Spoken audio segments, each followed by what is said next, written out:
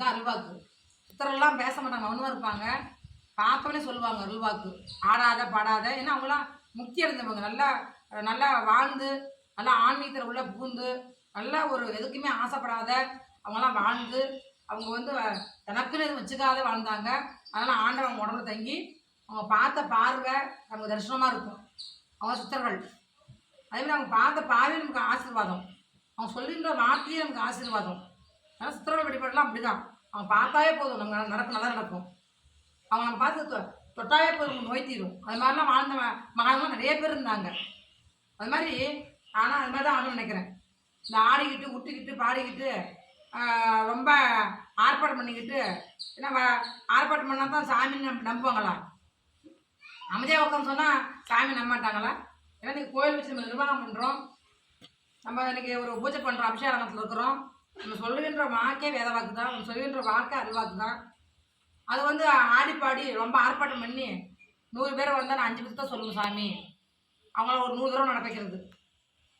அது பஸ்ஸில் பண்ணி ஆட்டா பிடிச்சி ஏழையாக இருக்கிறவங்க என்ன பண்ணுவான் பாவம், வேலையை லீவ் போட்டு ஏதோ சாமி சொல்லுமே அப்படின்னு பதில் ஒடியாடுறான். அப்படிலாம் கூடாது.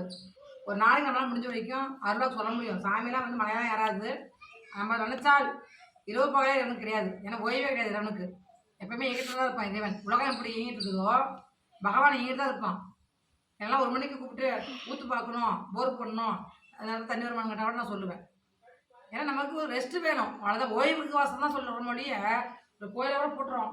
ஏன் அர்ஜானத்தில் பூஜை பண்ணலையா சாமியா? நைட்டெல்லாம் பூட்டிக்கணுமா? கிடையாது. இரவில் கூட சாமி கோயிலை திறந்து வைக்கலாம். ஏன்னா அதுக்கு ஏன் பள்ளியற பூஜைகள், இரவுகால பூஜை, ஓய்வுகள், நட சாத்துவது, நட திறப்பது, இதெல்லாம் ஒரு வழியாக அந்த காலத்துலேருந்தே வந்து உண்டாக்கிக்கிறாங்க பெரியவங்க. அந்த வழியில் தான் நம்ம போக முடியும். அதனால தான் நம்மளுடைய ஓய்வுக்கு வழியே மற்ற நாள்லாம் ஒன்றும் இல்லை. அதனால் அருள்வாக்குகள் வந்து ஒரு நாளைக்கு 5 பேர் தான் சொல்லணும், சாமி சொல்லணும், இந்த 10 பேர் தான் சொல்லணும், அது மாதிரி சாமியை நிறுத்திவிடுவோம் அப்படிங்கிறலாம் கிடையாது. நம்ம பார்த்தா அவங்களுக்கு நல்ல ஆசீர்வாதம் வாங்கலாம். இறைவன் எல்லாத்துக்குமே நல்லா சொல்லுவோம்.